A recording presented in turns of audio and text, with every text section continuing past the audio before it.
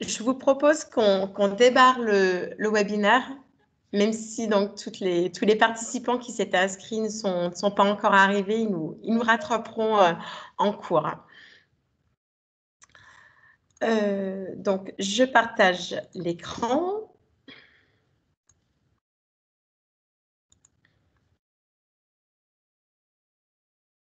Hop là, donc, est-ce que vous voyez bien le port? Donc, bienvenue à ce second webinaire donc, organisé par Epure.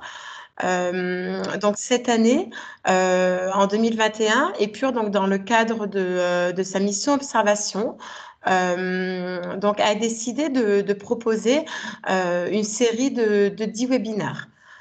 Donc, qui vont consister à présenter des études en cours ou terminées dans différentes thématiques. Ça peut aussi bien concerner l'économie, l'habitat que les équipements, les transports ou l'environnement.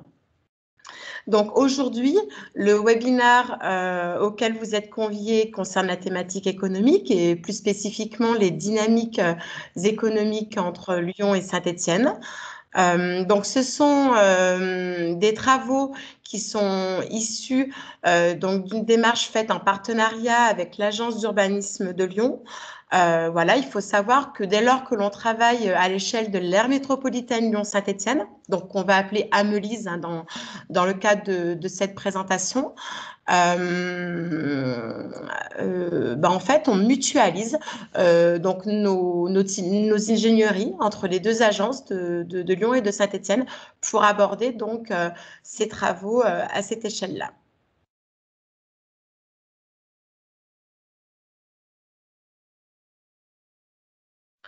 Donc, la présentation d'aujourd'hui, ça va s'organiser en deux parties. Une première partie sur les grandes dynamiques économiques en cours au sein de la MISE et une seconde partie sur les interdépendances territoriales.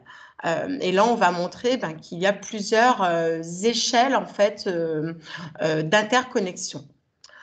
Donc, sur le plan technique, vous pouvez poser donc vos questions par l'intermédiaire du chat, de la messagerie instantanée.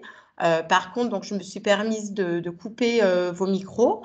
Et sachez que ce webinaire est enregistré de manière à ce qu'on puisse le visionner en replay pour les personnes qui n'ont pas pu être présentes. Donc, je démarre par la première partie qui concerne les grandes dynamiques économiques à l'œuvre au sein de la MISE. Donc, l'aire métropolitaine Lyon-Saint-Étienne, qu'est-ce que c'est? Donc, petit portrait rapide. Donc, ça représente déjà 42% de la population régionale, 17% de la surface régionale. Donc, on est quand même sur un espace assez grand. La MISE donc, couvre 970 communes, 2 métropoles, Lyon, Saint-Étienne, et 6 agglomérations de plus de 50 000 habitants. La MISE constitue le second territoire économique français après la région parisienne, avec 1,4 million d'emplois, donc elle concentre près de 41% des emplois régionaux et de 5% des emplois nationaux. Aujourd'hui, l'emploi de l'aire métropolitaine Lyon-Saint-Étienne est essentiellement concentré dans les territoires les plus urbains. L'agglomération lyonnaise donc, se démarque avec près de 727 000 emplois, soit 52% de la mise, plus d'un emploi sur deux.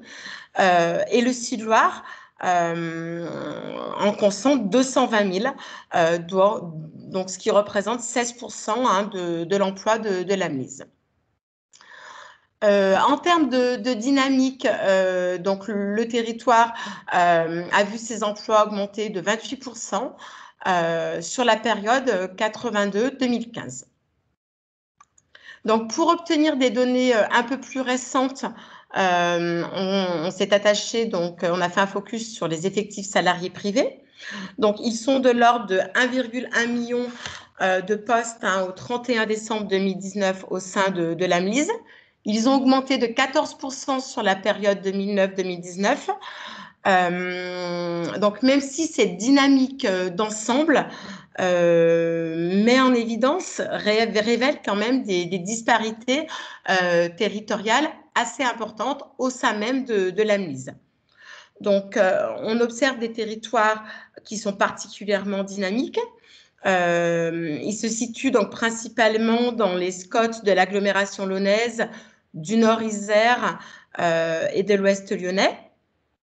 Donc, de manière plus fine, hein, on a des EPCI avec des augmentations de plus de 20% de leur emploi, à l'image du pays de Lonzon, de la vallée du Garon, de l'Acapie, de la plaine de l'Ain. À côté donc de ces territoires très dynamiques, on a des territoires qui se caractérisent davantage par une stabilité de leur emploi, à l'image du Sud-Loire et notamment de Saint-Étienne Métropole. C'est également le cas de la communauté d'agglomération de l'Ouest rhodanien et de la communauté de communes des Rives de l'Ain. Et puis, on a des territoires qui se caractérisent par des pertes d'emploi de l'ordre de 10%. Et là, il s'agit notamment des communautés de communes des Monts du Pilat ou du Val d'Aille. Donc, en termes de dynamique, en fait, ce qu'on peut dire, c'est que les territoires qui se caractérisent par des croissances d'emplois les plus importantes, ce sont en fait les territoires qui concentrent massivement des services aux entreprises ou des services à la population. Donc, notamment, l'agglomération lyonnaise, hein, et sa croissance s'effectue en fait par celle des services aux entreprises, donc en lien avec le développement, hein, de l'économie de la connaissance. Donc, l'agglomération lyonnaise a tendance à concentrer, hein, des services aux entreprises avec une grosse concentration de sièges sociaux, de centres de recherche et du coup des activités juridiques de gestion et de R&D qui sont assez fortes. Et inversement, les territoires dans lesquels la dynamique est un peu plus modeste sont ceux dans lesquels historiquement l'emploi industriel était très représenté. Tout simplement parce que, mais ça, c'est pas propre à l'AMLISE, hein, ce sont des tendances évidemment nationales. L'industrie a perdu beaucoup d'emplois ces dernières années, de par la concurrence étrangère, l'évolution, l'augmentation de la productivité, ainsi que de l'externalisation de certaines tâches d'entreprises industrielles vers les services, à l'image des activités de nettoyage, de sécurité, d'informatique. Donc, c'est vrai que les territoires dans lesquels l'industrie est forcément implantée sont ceux, du coup, qui ont connu des baisses d'emploi industriels les plus fortes et du coup, un emploi total qui a tendance à être un peu moins dynamique. Toutefois, ce qu'on peut dire, c'est que l'AMLISE continue quand même à conserver un socle productif très important, malgré les pertes d'emplois industriels. Aujourd'hui, il y a encore 18% d'emplois industriels au sein de l'AMLISE et dans certains territoires, il y a plus de 30% d'emplois industriels, donc comme à Loire-Centre, dans le Bucopa, dans les Monts du Lyonnais, dans le Val-de-Saône. Donc, on reste quand même dans un territoire qui reste très industriel. Et donc, l'AMLISE, c'est également un territoire dans lequel on observe des écosystèmes très riches avec aussi bien la présence de grands groupes que d'un tissu de sous-traitants très développé, que d'établissements de formation et de recherche nombreux, et également de pôles de compétitivité qui sont finalement là pour mettre le lien entre tous ces organismes, formation, recherche, entreprise, au profit de l'innovation. Donc, avec l'Agence d'urbanisme de Lyon, nous avons travaillé sur l'identification des spécificités sectorielles industrielles au sein de l'AMLISE à partir des données ACO-SURSAF, en identifiant le poids des différents secteurs d'activité, leur évolution et leur spécificité économique par rapport au niveau national. On a fait ce travail à l'échelle communale et ensuite, pour s'affranchir justement de toute limite frontières géographiques, on a mis en évidence des systèmes qui faisaient sens. Donc, ces systèmes sont représentés par des fleurs. Les pétales représente les différentes spécificités économiques et plus la pétale est grosse, plus l'emploi y est important. Donc, de prime abord, ce qu'on constate en fait, c'est la diversité donc des secteurs d'activité au sein de l'aire métropolitaine Lyon-Saint-Étienne, hein, avec pas loin d'une dizaine de secteurs industriels qui sont représentés. Ce qu'on peut également identifier, c'est qu'il y a certains secteurs industriels à l'image du smart manufacturing, donc qui revêt tout ce qui est de l'ordre de la mécanique, métallurgie, de l'ingénierie industrielle, donc qu'on va retrouver dans quasiment tous les territoires de la MLIS. Et à côté de ça, des spécificités économiques qui vont plus être du ressort de certains territoires. Donc, à l'image du transport logistique, plutôt dans l'Est lyonnais et les portes de l'Isère, ou à l'image de la cybersécurité au sein de l'agglomération lyonnaise. Donc, on est bien sur un territoire où on a à la fois des complémentarités économiques et à la fois des spécificités économiques. Donc là, un petit zoom sur le pôle métropolitain, où avec l'agence d'urbanisme de Lyon, on a fait un petit focus sur les technologies médicales. Donc là, ce qu'on a voulu montrer, c'est que le territoire est fortement spécifique par rapport au niveau national, puisqu'il concentre quand même 8% de l'emploi national dans les technologies médicales, donc ce qui est considérable. Et on voit en fait que ce secteur est essentiellement polarisé au sein donc des deux métropoles de Lyon et de Saint-Étienne, avec des spécificités toutefois qui leur sont propres, puisque Saint-Étienne Métropole a tendance en fait à concentrer la partie textile technique des technologies médicales, alors que l'agglomération lyonnaise a davantage tendance à concentrer les dispositifs et le matériel chirurgico-médical. Donc, on est bien dans le cadre d'une filière qui fait sens à l'échelle métropolitaine, tout en ayant des spécificités propres à chaque métropole. Donc, à partir de là, on a identifié donc des enjeux, des défis à l'échelle donc de l'aire métropolitaine Lyon-Saint-Étienne. Donc, comment conforter les complémentarités et favoriser évidemment la réindustrialisation du coup du territoire. Quelle place le territoire va donner en fait aux fonctions productives. On l'a vu, elles sont en diminution, mais elles restent encore très importantes. Et donc, quel accompagnement proposer aux différents acteurs industriels pour faire en sorte qu'elles occupent encore plus de place? Comment accompagner la mutation de certaines entreprises qui sont peut-être encore sur des compétences un peu traditionnelles, un peu mises à mal par les différentes crises et notamment par là la crise sanitaire qu'on est en train de vivre. Donc, comment les accompagner vers une industrie plus avancée, plus innovante? Et donc, comment favoriser finalement l'intégration donc des entreprises vers au sein des différents écosystèmes tels que les pôles de compétitivité, les grappes d'entreprise, de manière à accroître leur capacité d'innovation. Donc, en fait, tout ça, finalement, ça tend à favoriser un dialogue entre les différents territoires de la MLIS, entre les différents acteurs de la MLIS, que ce soit les collectivités, le milieu industriel, le monde scientifique ou la sphère également de la formation, de manière à encourager davantage de coopération et de partenariat. Donc, je vais passer donc sans transition à la seconde partie et je vous proposerai un temps d'échange à la fin de la présentation. Donc, les interdépendances territoriales, on peut donc les analyser à partir de plusieurs données. Donc, avec l'agence d'urbanisme de Lyon, on a traité plus particulièrement 3 types de données. la circulation des salaires, les transferts d'établissement et l'innovation partenariale. Donc, ce sont ces 3 données que je vais évoquer. Donc, je vais commencer par la circulation des salaires. À partir de données qui sont issues de l'INSEE.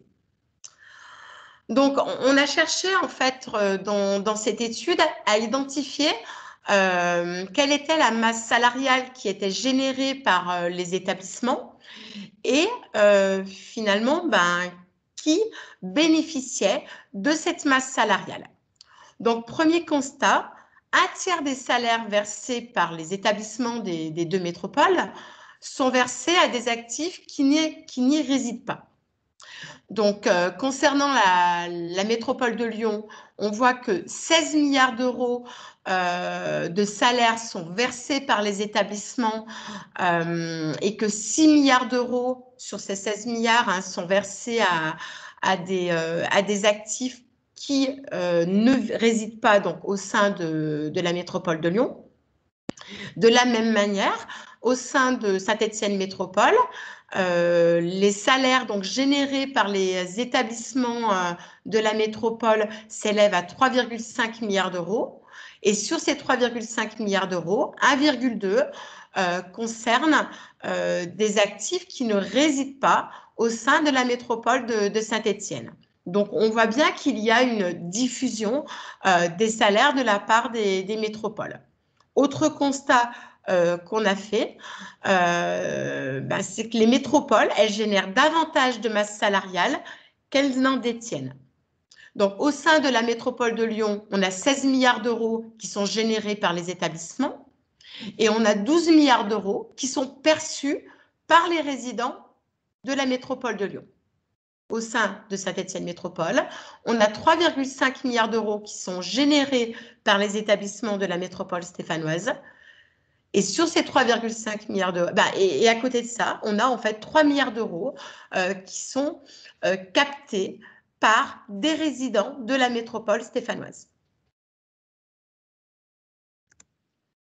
Donc, à partir de là, on peut faire le lien avec les travaux de Magali Talandier, qui est professeure à l'Université Grenoble-Alpes et qui travaille beaucoup sur la circulation des richesses et qui, en fait, explique que l'enjeu du développement économique, c'est de créer, de capter et de faire circuler des richesses. Donc, en fait, on peut identifier plusieurs phases. On a donc les métropoles qui distribuent massivement des salaires dans la mesure où elles ont tendance finalement à concentrer l'activité économique, même si l'activité économique est évidemment également présente dans les autres territoires. Donc ensuite, dans une deuxième phase, on a donc l'Hinterland, les territoires périphériques qui de fait captent une partie du coup des salaires qui sont versés par les métropoles, puisque donc une partie, on l'a vu précédemment, des salariés des métropoles résident dans les territoires périphériques. Et en fait, toute la question après qu'on peut se poser et qui est encore en fait en suspens, qui reste encore à analyser et à creuser, c'est finalement l'utilisation qui est faite des salaires. Puisque si on peut supposer qu'une partie des salaires est consommée sur le lieu de travail des salariés, on peut également supposer qu'une partie de ces salaires est consommée sur le lieu de résidence des salariés, puisque c'est souvent des lieux sur lesquels les salariés consomment tout ce qui est alimentaire, etc. Voilà, une consommation de proximité. C'est souvent également des lieux au sein desquels les salariés ont recours à des activités de loisirs, à des activités récréatives. Donc, en fait, tout l'enjeu, finalement, est de se demander où est consommée cette richesse, à qui elle profite et comment elle circule. Et donc, petit aparté, le télétravail qui a tendance à prendre de plus en plus de place donc dans nos sociétés depuis quelques années et encore plus donc depuis la crise sanitaire récente là qu'on est en train de vivre, réinterroge finalement également cette circulation, cette diffusion donc des richesses, de la masse salariale, puisque une partie du coup croissante des salariés travaille maintenant aussi à domicile. Donc tout ça pour dire qu'il ne faut pas forcément dans cette optique voir les territoires périphériques et les métropoles comme des territoires concurrents ou en opposition, mais qu'il faut davantage les percevoir comme un système. Ils font partie d'un système et donc ils sont interdépendants, ils sont complémentaires et c'est pour ça en fait que Magali Talandi, elle parle de réciprocité territoriale. Les métropoles ont besoin des territoires périphériques et inversement.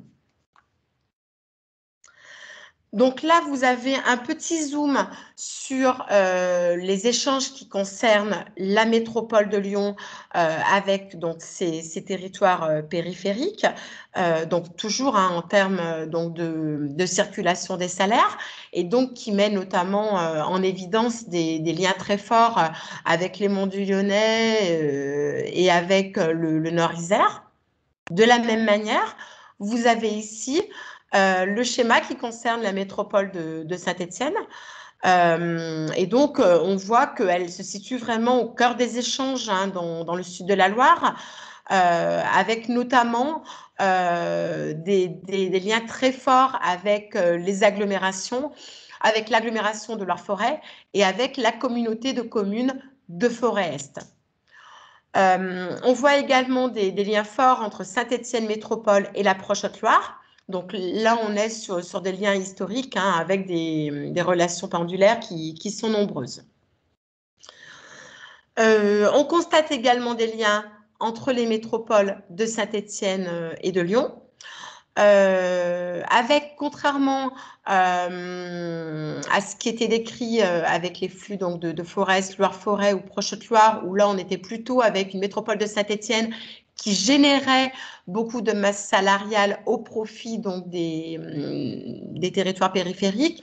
Avec la métropole de Lyon, on est plutôt avec une majorité donc de masse salariale qui est en provenance de Lyon, voilà, plutôt que dans l'autre sens. Toutefois, il convient de relativiser les échanges justement entre Lyon et Saint-Étienne, puisque les salaires détenus par Saint-Étienne Métropole sont seulement 10% à venir d'entreprises de la métropole de Lyon.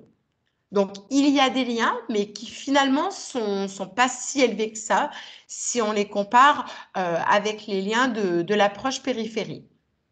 Ce qu'on constate également, c'est que sur ces 10% donc de salaires détenus par Saint-Étienne Métropole en provenance d'entreprises de la métropole de Lyon, on a 57% en fait de ces salaires qui concernent des actifs qui vivent au sein de la vallée du Gier. Donc là, c'est évidemment la proximité de la vallée du Gier avec la métropole de Lyon qui explique ce pourcentage très important. Donc c'est pour ça aussi qu'on vous propose à côté la carte des domiciles travail qui permet également de mettre en évidence, de faire le parallèle avec la circulation des salaires. Et donc inversement, la vallée de l'Ondaine et la couronne stéphanoise sont des territoires qui sont beaucoup plus en fait sous l'influence de Saint-Étienne Métropole et de Loire-Forêt agglomération. Donc, deuxième type de lien que je vous propose donc de vous présenter aujourd'hui, c'est celui qui concerne les transferts d'établissements. Donc là, c'est une étude qu'on a conduite avec l'Agence d'urbanisme de Lyon pour le compte donc, de l'Interscot. Donc tout d'abord, en préalable, je voulais vous dire que l'essentiel en fait des transferts d'établissements. Alors quand on parle de transfert, en fait, on est à la fois, on est en fait sur des déménagements. Voilà, donc ce qu'on va observer, ce sont des entreprises qui déménagent. Donc, soit elles vont venir s'installer au sein de l'AMLIS, soit elles vont au contraire en partir pour s'installer ailleurs. Donc, déjà, le premier constat, c'est que la majorité des transferts d'établissements correspondent à des déménagements de proximité. Hein. Plus d'un tiers des transferts ont lieu au sein d'une même commune. Et là, donc, moi, ce que je vais vous présenter, ce sont les liens entre les différents territoires. Donc, tout d'abord, si on observe ce qui se passe entre l'AMLIS et les autres territoires, ce qu'on peut dire, c'est qu'il y a de nombreux flux entre le SCOT, donc de l'agglomération lyonnaise et l'Île-de-France, ainsi qu'entre le SCOT de l'agglomération lyonnaise et les départements donc limitrophes de l'aire métropolitaine Lyon-Saint-Étienne. Donc, les volumes hein, des flux sont quantifiés par les flèches. Donc, vous avez à la fois les flux entrants, donc pour les aménagements, et les flux sortants pour les déménagements. Concernant le Sud-Loire, on voit là qu'il y a donc des liens très forts avec la Haute-Loire. Donc, c'est quelque chose qu'on avait déjà donc, constaté tout à l'heure hein, avec l'analyse de la circulation des salaires. Ce qu'il faut savoir, c'est qu'au global, l'aire métropolitaine Lyon-Saint-Étienne est bénéficiaire en termes d'emploi au jeu des transferts avec les territoires extérieurs. Donc, quand on regarde à la fois les entreprises qui viennent s'implanter au sein de l'AMLIS et celles qui en sont parties, en termes de solde, on observe que l'AMLIS a gagné des emplois. Donc, si on observe maintenant ce qui se passe au sein même de l'aire métropolitaine Lyon-Saint-Étienne, on peut identifier donc deux principaux systèmes. Un système lyonnais avec donc des liens très forts entre la métropole de Lyon et ses voisins à l'image de la vallée du Garonne et de l'Est lyonnais, avec des liens très forts entre la métropole de Lyon et les agglomérations de Vienne-Condrieu, Villefranche et Porte de l'Isère. Des liens entre les métropoles de Lyon et de Saint-Étienne, même si ceux-ci restent finalement assez limités en termes de transfert d'établissement. Deuxième système que l'on identifie, c'est le système stéphanois, qui lui donc est davantage tourné vers le nord de la métropole, avec donc des liens de déménagement essentiellement, mais également d'aménagement, hein, mais en tout cas des transferts dans les deux sens, entre Saint-Étienne Métropole et la communauté d'agglomération donc de Loire-Forêt, ainsi qu'avec la communauté de communes de Forêt-Est. À côté donc de ces deux gros systèmes, on identifie des flux secondaires, des écosystèmes locaux, hein, voilà. Donc là, il y en a plusieurs. Il y en a un autour de la plaine du Forêt et du Centre-Loire, un écosystème rouennais, un bassin ouest et mont du Lyonnais, un écosystème Beaujolais-Val-de-Saône autour de l'agglomération caladoise et de l'axe Assis-Saône, un autour de l'axe côtière plaine de l'Ain le long de la 42, un vaste bassin nord-isérois autour du SCOT boucle du Rhône en Dauphiné et du SCOT Nord-Isère, ainsi qu'un bassin plutôt aux rives du Rhône, le long de l'axe A7-Rhône et de Vienne-Roussillon.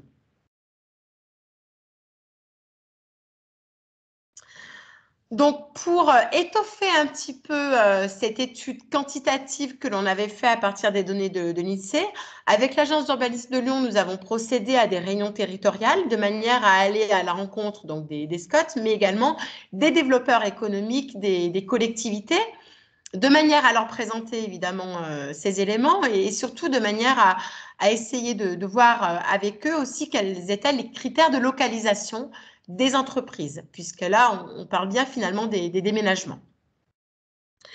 Donc, pour ce qui relève des transferts de proximité, donc des déménagements finalement plutôt liés au développement endogène hein, des territoires, donc déjà, il nous a été confirmé par les développeurs économiques que la majorité des déménagements d'entreprises se font effectivement dans un rayon de proximité assez élevé, donc plutôt de 20 km, hein, et parfois même de moins de 10 km. Donc l'objectif étant quand même de la part des chefs de salariés, de tout faire pour de la part pardon, des chefs d'entreprise, de tout faire pour préserver leurs salariés, faire en sorte voilà, qu'ils restent dans l'entreprise, puisque si l'entreprise vient à se délocaliser, c'est quand même plus compliqué de faire suivre tous les salariés. Il y a également la notion de proximité du domicile du dirigeant qui a été évoquée, et puis la présence, l'attachement au bassin de clientèle. Et donc, dans ce cas-là, les causes du déménagement, c'est souvent en fait que l'entreprise, en se développant, a besoin de davantage d'espace. Donc, c'est notamment le cas des entreprises industrielles, hein, qui s'agrandissent et qui, du coup, vont être amenées, du coup, à déménager, à trouver également des locaux plus adaptés. Et il y a également l'accession à la propriété qui avait été évoquée comme raison. Donc, comme je le disais, le développement endogène, il est vraiment très important, hein, pour les développeurs économiques, les collectivités, puisque finalement, c'est souvent lui qui permet, qui est en tout cas le plus important en termes de demande d'implantation. Pour ce qui relève cette fois du développement exogène, puisqu'il fait quand même évidemment partie des stratégies d'accueil, hein, des territoires. Donc là, on est sur des critères de localisation assez différents, dont l'accessibilité et la connectivité, donc l'importance pour les entreprises de se situer à proximité des grands axes routiers, autoroutiers, le bassin de main-d'œuvre qualifié, puisque les entreprises sont souvent en recherche de compétences et de savoir-faire bien spécifiques. L'environnement du travail est également de plus en plus important, donc les différents services qui peuvent être proposés dans les zones d'activité, à l'image d'une restauration collective, d'une crèche, mais également tout ce qui relève de la qualité architecturale des bâtiments ou des espaces verts, et également la présence d'écosystèmes locaux. Donc, on l'évoquait tout à l'heure, ça peut être un tissu de sous-traitance, ça peut être une offre de formation de manière à faciliter après les recrutements des prochains salariés. Ça peut être également des laboratoires de recherche pour effectuer de l'innovation en partenariat. Je vais terminer ma présentation sur l'innovation collaborative. Donc, ces éléments sont issus d'une étude qu'on a fait pour la FNO, la Fédération nationale des agences d'urbanisme, à partir de données qui nous ont été fournies par Eurolio, donc de l'université Jean Monnet, hein, de Saint-Étienne. Donc, quelques mots pour commencer sur les collaborations scientifiques. Donc, quand on parle de collaboration scientifique, en fait, il s'agit des copublications.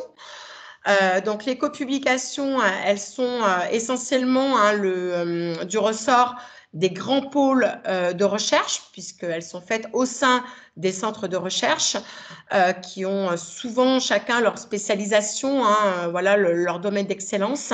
Et donc, ce sont généralement des réseaux de coopération qui sont rarement des réseaux de proximité, qui sont davantage des réseaux nationaux, parfois européens, voire internationaux. Donc, dans cette carte, vous voyez au sein de chaque zone d'emploi la part des coopérations qui sont effectuées, des copublications qui sont effectuées par des centres de recherche au sein de chaque zone d'emploi, en interne. Donc, en fait, leur part est très faible, hein. Il y a seulement 5% des copublications qui se font au sein d'une même zone d'emploi. Et les seules zones d'emploi qui se démarquent avec des pourcentages de l'ordre de 15%, ce sont celles de Paris, de Saclay et de Lyon, et dans un second temps de Clermont, Nancy, Bordeaux et Grenoble, où là, finalement, on est sur des territoires où l'offre de formation y est abondante, où les centres de recherche ils sont très nombreux et où il y a vraiment des grandes habitudes de partenariat qui sont établies. Cette carte-là met en évidence la géographie du coup des coopérations scientifiques entre les différentes zones d'emploi. Et là, on retrouve du coup les liens entre les grands pôles de recherche, et notamment entre Paris-Saclay, Paris-Lyon, Paris-Toulouse, Paris-Marseille, Paris-Grenoble.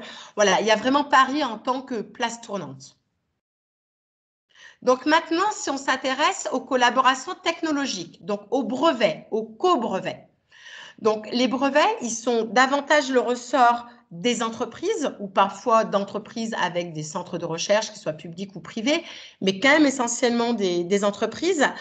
Et là, on est donc sur des coopérations qui vont davantage privilégier les relations de proximité, puisque leur réussite, elle est souvent liée à la présence sur place d'un écosystème qui est favorable à l'innovation et qui est favorable aux interactions face à face.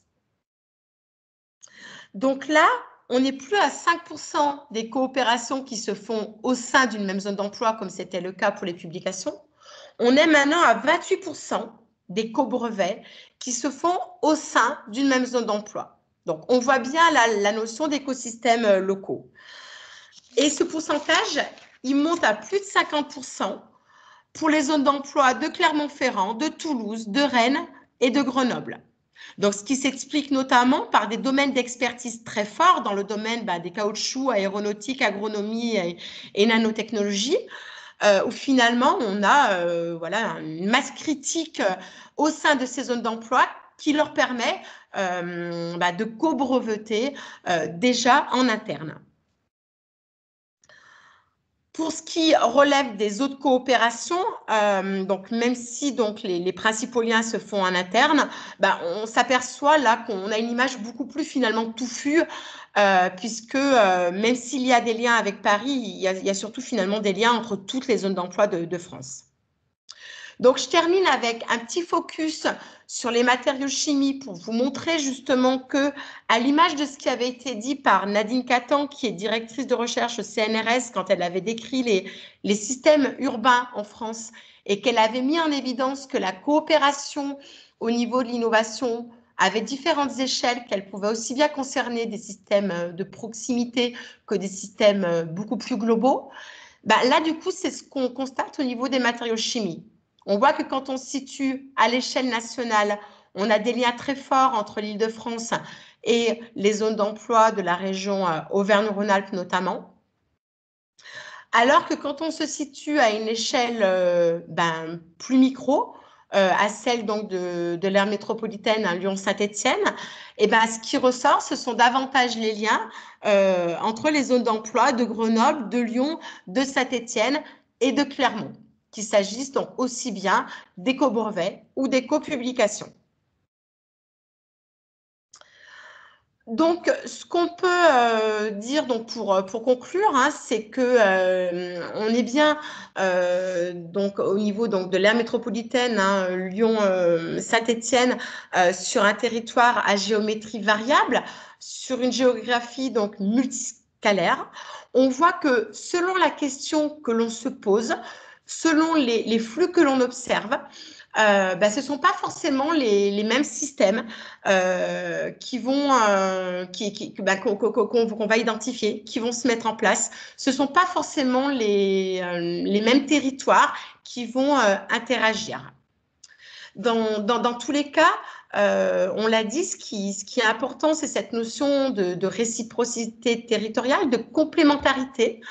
On est sur un territoire global qui présente une diversité de l'activité économique, qui est vraiment du coup une richesse en fait très importante, avec donc certains atouts finalement, certaines activités qui vont être propres à chaque territoire.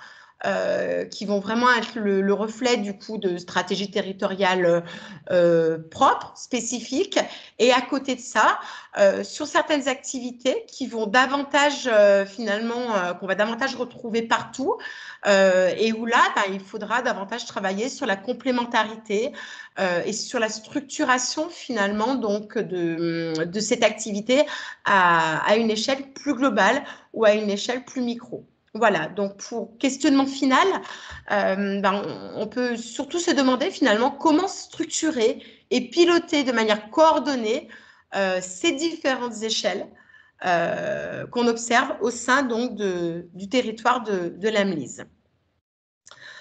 Avant de vous donner la parole, donc on vous mettra à disposition hein, le PowerPoint. Donc là, vous trouvez ici les études qu'on a pu faire donc, avec l'Agence d'urbanisme de Lyon, ou d'ailleurs chacune également voilà, de notre côté sur les sujets qui vous ont été présentés ce matin. Ça vous permettra du coup d'aller plus loin sur ces thématiques. Et puis là, donc, vous avez les 2 prochains webinaires donc, qui sont d'ores et déjà programmés. Donc, un qui concernera les nouveaux découpages de l'INSEE qui aura lieu donc, le mardi 1er avril et un qui concernera la thématique du foncier et plus spécifiquement la base des V3F qui aura lieu le mardi 27 avril. Hop. Donc, j'en ai fini avec la présentation. Je vous remercie pour votre écoute. Et donc là, si vous avez quelques questions à poser via le chat, eh ben, n'hésitez surtout pas.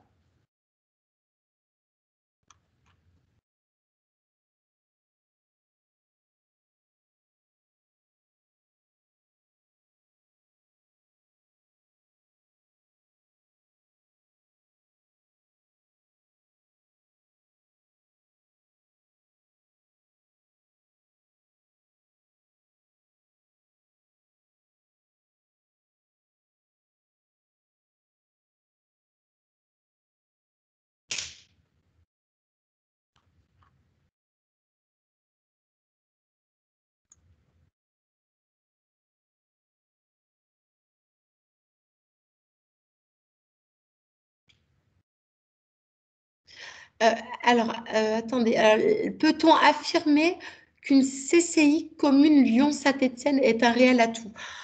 Euh, Alors, je vais avoir de la difficulté à répondre à ce type de questions. Hein. C'est pas forcément mon rôle. En tout cas, ce que je peux dire, c'est qu'il y a forcément, en tout cas, une cohérence à analyser le territoire, en tout cas Lyon-Saint-Étienne, dans son ensemble, dans la mesure où, comme je l'ai présenté ce matin, il y a des interdépendances en fait très fortes entre ces différents territoires. C'est-à-dire que de la même manière, disons, où il y a des spécificités fortes, propres au territoire stéphanois et des spécificités propres au territoire lyonnais, on a également donc des liens importants entre ces sphères, entre ces territoires. Et de ce point de vue-là, c'est toujours en tout cas intéressant d'avoir une vision du coup globale et de voir ce qui se passe à cette échelle-là.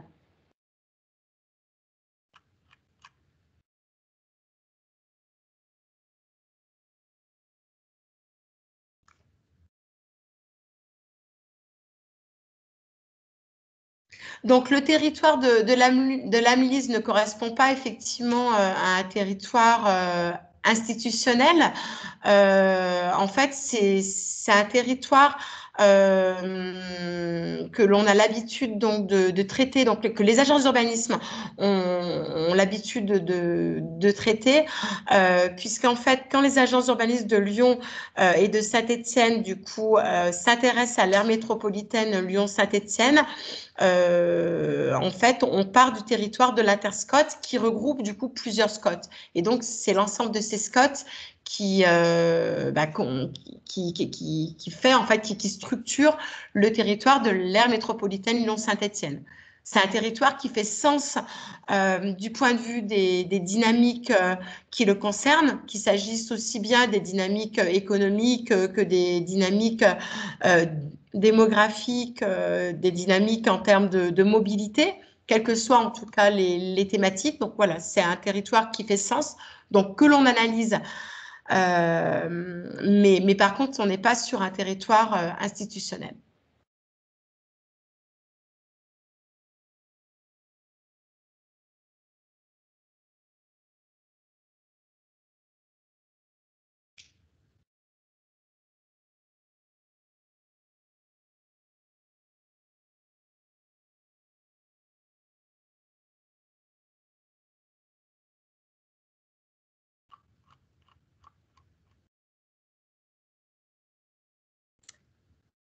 Est-ce que vous avez d'autres questions?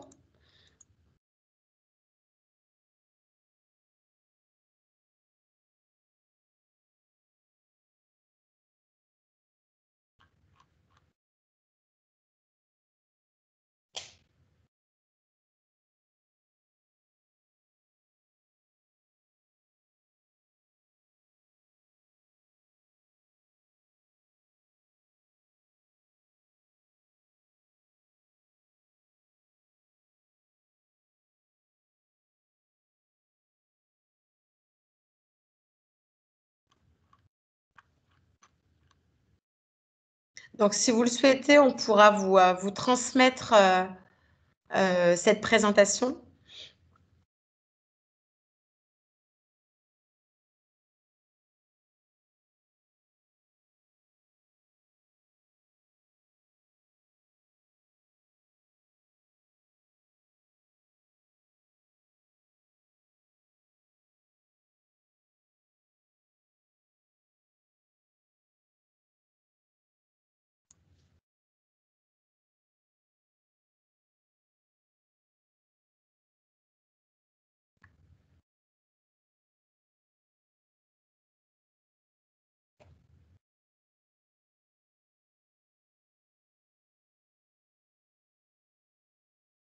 Oui, pas de problème. On a bien prévu donc de vous faire suivre à la fois donc le PowerPoint, le support de présentation et le replay.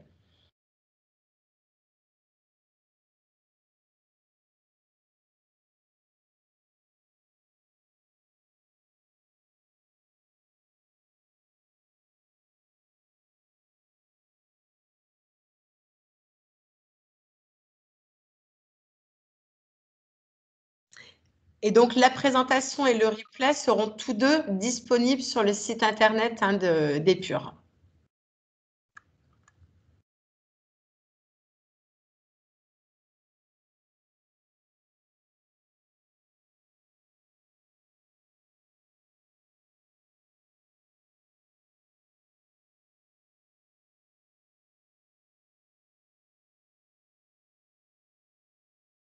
Si vous n'avez pas d'autres questions ou d'autres remarques, je vous propose du coup qu'on clôt la séance.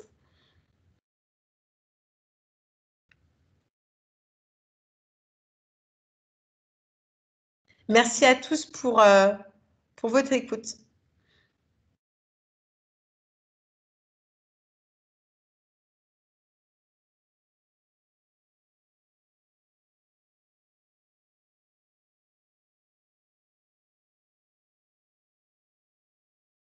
Bonne journée à vous.